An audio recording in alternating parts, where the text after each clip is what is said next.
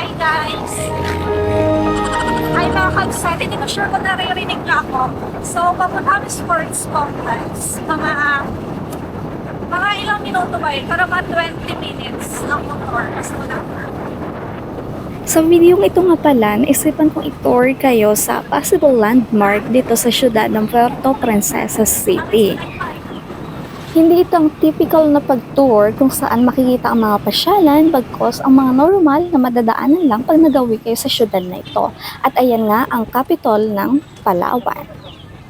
Marami nga pala akong viewers na hindi taga Palawan, kaya alam ko malaking tulong ito ang videong ito kung kayo ay magagawi dito lalo na sa Puerto Princesa City. Ito nga palang may arrow na green ay ang airport, ngunit ang entrance ay nasa unahan pa. At ito naman, ang may arrow na green ulit ay ang Makoy's Pizza na isa rin sa kilalang pizzeria dito sa Puerto Princesa City. Hindi na natin madadaanan ang entrance ng airport dahil tayo mag-shortcut na. At yan yung overpass na yan ay ginawa lang noong pandemic dahil meron ditong elementary school. And yes, dito nga, actually dito totally shortcut kasi mas malayo doon, ngunit iwas nga lang sa traffic.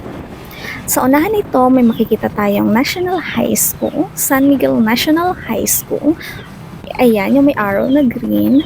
At sa likod nito or katabi nito ay ang Hospital ng Palawan, kung saan government funded.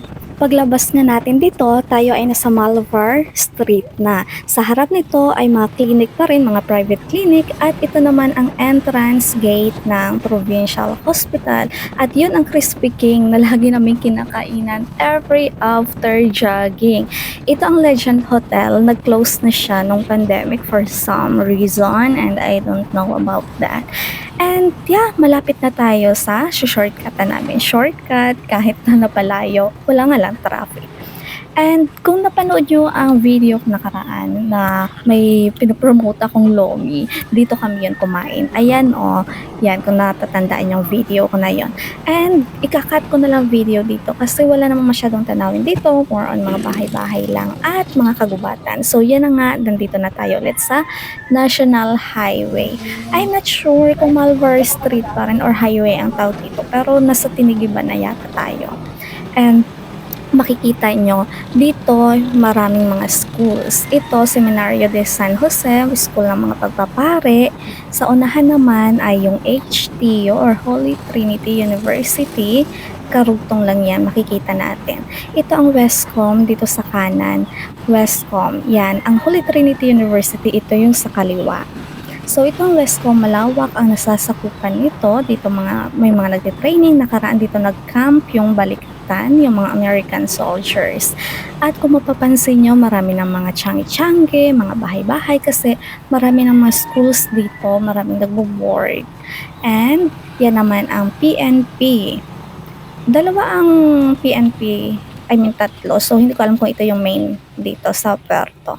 So, yan, mga boarding house na yan, mga tiyangge-tiyangge, kasi malapit na tayo sa PSU or Palawan State University. And yeah, medyo nauumay ako pag nagpupunta kami ng sports complex dito kasi nga matraffic, tapos maingay. Hindi ako masyado sa ingay kasi work at home ako, so sanay ako sa tahimik na lugar at hindi masyadong lumalabas. Pero for me, matraffic na ito, pero alam ko sa inyong mga viewers ko, lalo na ang majority ng viewers pa yung mga taga-NCR, wala pa ito sa kalingkingan ng traffic dyan. O diba? Reklamo na ako. So yan, liliko na kami at ito ang daan na to papuntang Palawan State University sa kaliwa and sa kanan naman pa sports complex, pa City Hall. Yan yung gym na yan, dyan yung vaccination area noon ng pandemic. At may new building na nga, parang for medical school yata or medicine school. I'm not sure, paki-correct na lang ako sa mga taga-Palawan na manonood. At kita na nga sports complex.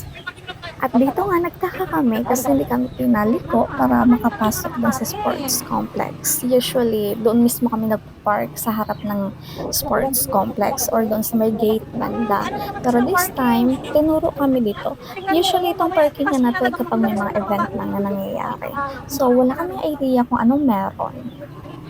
At dahil dual screen nga ang action cam, may way ako para makapagsalamin ng makikita ko ang buo kong katawan. So ayan, aura-aura, tali ng buhok. Oh my God, ang bilog-bilog ng ulo ko dyan. Pagpasensyahan nyo na guys. Anyway, gusto ko lang palang i-shout out ang aking dalawang followers na napaka-solid followers ko talaga ever since si Sir Aldrin Belio, I'm not sure, Aldrin Belio TV and Gyro Moto.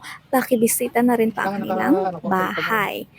So, pag naglabas tayo dito sa kanan, dyan may balayong park dyan. Ang ganda dyang tambayan guys. Paggabi, mailaw dyan. At dito sa kaliwa, yan yung papunta ng PSU, papunta ng sports complex.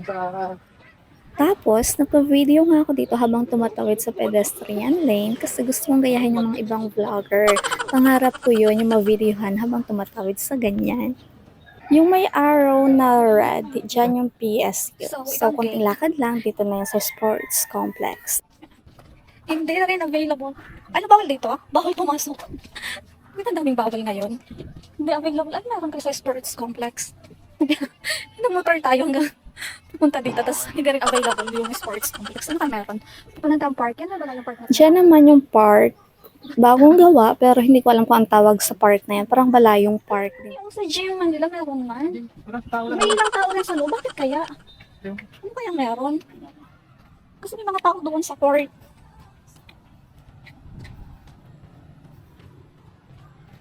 Bakit ang galing? So yun, hindi rin kami nakapag-jogging. Kasi, aywan, parang, hindi ko alam, sa close ko yung ano, sports. Ha? Ano? Ay, masyado ka masumukin eh, hindi ka pumasok. Dito na lang tayo. So, hindi nakapag-jogging, kaya dito na lang sa park. Actually, bagong gawang park lang dito. Hindi ko alam kung ito yung malayong park. Tabi ng PSU.